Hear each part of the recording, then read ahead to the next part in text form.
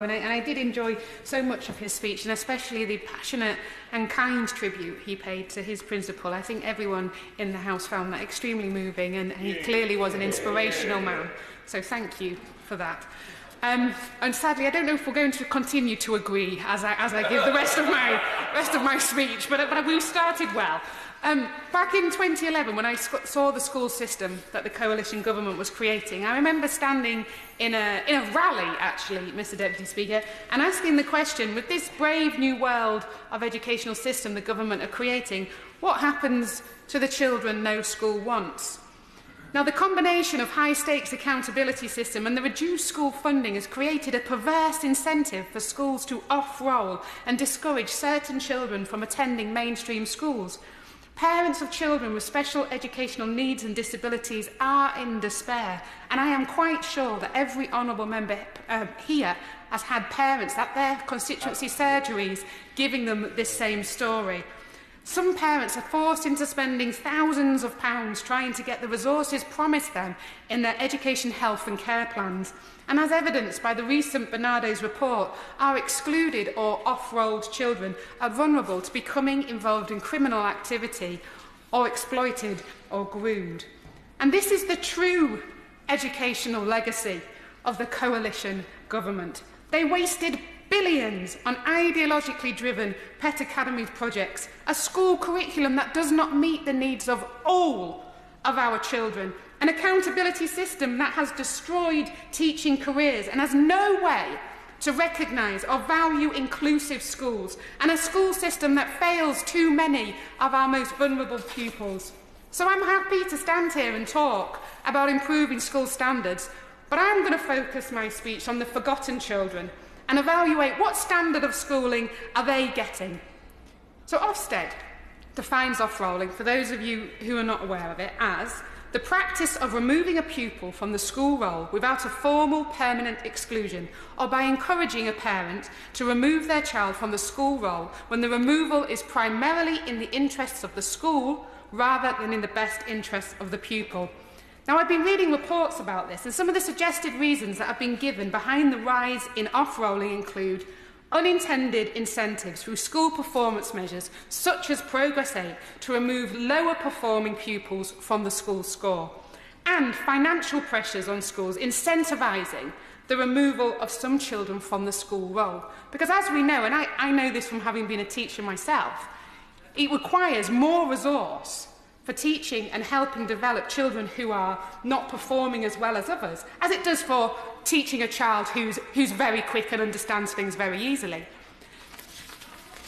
Our Education Select Committee report, and I'm going to quote from that as well, because this was a cross-party report. This is what it said in our recommendations. It said, an unfortunate and unintended consequence of the government's strong focus on school standards has led to school environments and practices that have resulted in disadvantaged children being disproportionately excluded, which includes a curriculum with a lack of focus on developing pupils' social and economic capital. There appears to be a lack of moral accountability on the part of many schools and no incentive or deterrent to not retain pupils who could be classified as difficult or challenging, which is, let's be honest, a diplomatic way of saying off-rolling has been caused by the coalition government's changes to education since 2010.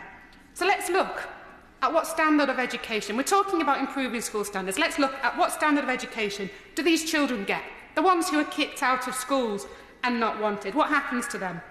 Well, the research by the Education Data Lab, published in January 2017, stated that the outcomes for groups of pupils who leave the role of mainstream schools are poor, with only 1% of children who leave to state alternative provision or a special school, and only 29% of those who leave to a UTC or studio school achieving 5 good GCSEs. And this is from the Education Data Lab.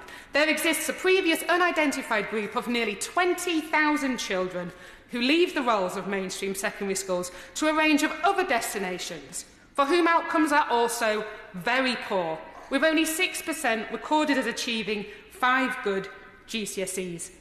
Now, who are these children? Well, and this isn't the Labour Party quoting this is from Ofsted. Ofsted says, the children being off-rolled are, quote, children with special educational needs, children eligible for free school meals, children looked after, and some minority ethnic groups are all more likely to leave their school. These children, our most neediest children, are being failed by the system that this government introduced. Now, there are some signs of a profession fight back, and I pay credit to the Association of School and College Leaders, who have recently established an Ethical Leadership Commission, which is the beginning of a process to articulate what are the ethical values that should underpin UK education leaders.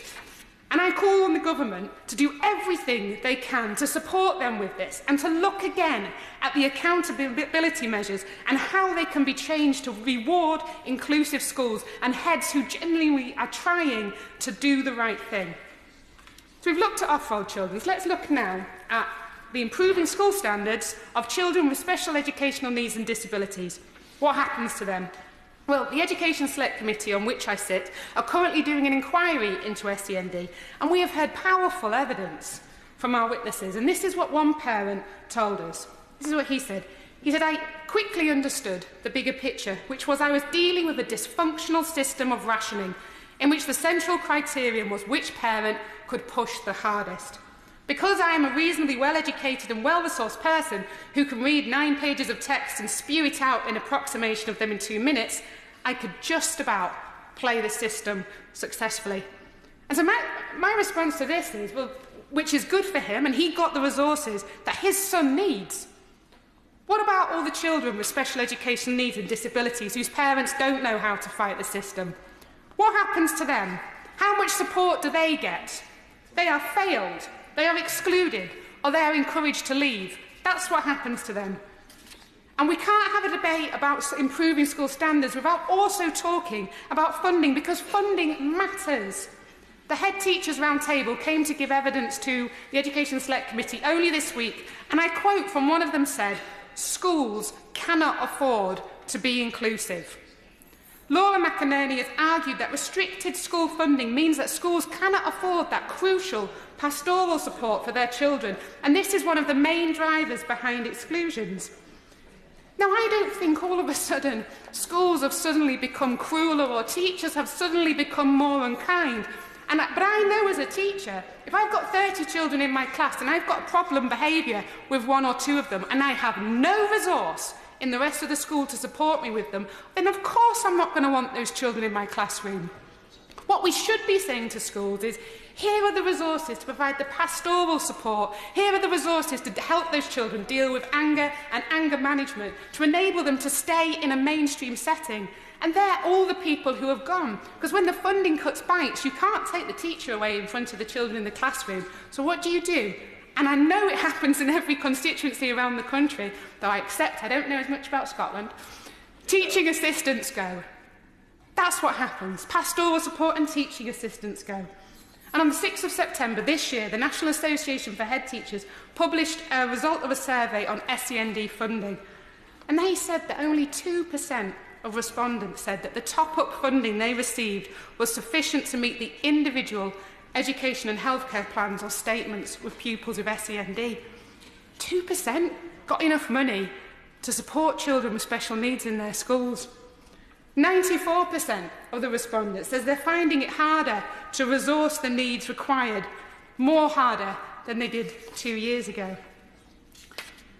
Now, Katie Moore is a principal of a Fullbrook school, which is actually in the Chancellor's constituency, and she recently gave an interview because the Chancellor had been to visit her school, and she wanted to talk about the impacts of the cuts. And this is what she said. He said, he saw on his visit to Fullbrook that we were desperate for enough money to support the basics, let alone the children with SEND, the basics of our students' curriculum and the fundamentals of a good education, not just what he described as little extras. We need an increase to the ongoing core funding that addresses the cost of teachers and support staff. We need to close the funding gap by the 8% real terms cuts in the last 5 years that schools in his constituency and around the country are unable to meet. So it is impossible to discuss the issue of improving school standards without addressing the very basic need for increased funding for our schools. And I want to pay tribute to the brave head teachers who have taken part in the Worthless campaign to campaign for more funding for their pupils. Because it is unprecedented. And I know this because I was involved in the demonstrations back in 2011 with other teachers against what was happening to my profession. It's unprecedented for head teachers to march on Downing Street. And 2,000 of them came, and they didn't come waving banners, placards or blowing whistles, although some part of me wishes they did. They came just to simply ask the government, give us enough money for our schools. I thank the Honourable Lady for giving way. She mentions that these kind of protests, apologies, the Honourable Member mentions these protests are unprecedented, but these protests have been happening also in Glasgow, where the pay award there for teachers and head teachers was seen as insufficient. So this isn't a particular problem just in her part of the United Kingdom, it is right the way across. I would always argue for more funding for schools right across the United Kingdom, and the Honourable Member would have my support in sort of arguing for that. So let's have a look at what some schools are doing who don't have the staffing resources. So say you have a problematic pupil in your classroom, you haven't got the resources within the school, the pastoral support, the anger management, all those people I've mentioned, to deal with them. So what do some schools do? And I'm sure colleagues across the House have seen the increasing use of isolation rooms for extended periods of time. And I believe this is partly fuelled by the need to have a cheap solution to problematic behaviour. Schools don't have the resources to address the causes of the behaviour, so they treat the symptoms. And even if you think actually they deserve it, those kids, put them in isolation, it's good for them, or some other such macho comment that comes out from the government every now and again, then you surely cannot believe that these children are actually getting any kind of quality educational experience. In fact, the evidence shows that what they're doing are being given generic online resources instead of equivalent work. So while these children are in isolation, they might as well not be in the school at all. They are missing weeks of learning, which is, how is that going to help them? How is that going to improve school standards? So I want to conclude by saying that it doesn't have to be this way. With adequate funding and local authority resourcing, you could have the local experts that could come into the school. These could be all the services that the local authorities now don't offer that they used to have, crucial services. And I hope the member for Harbour will agree with me. People like speech therapists, provided at local authority level to able to come into school and support those children, educational psychologists, education welfare officers, school social workers. I could go on. All those specialists that are needed to go in there and support every child in our school.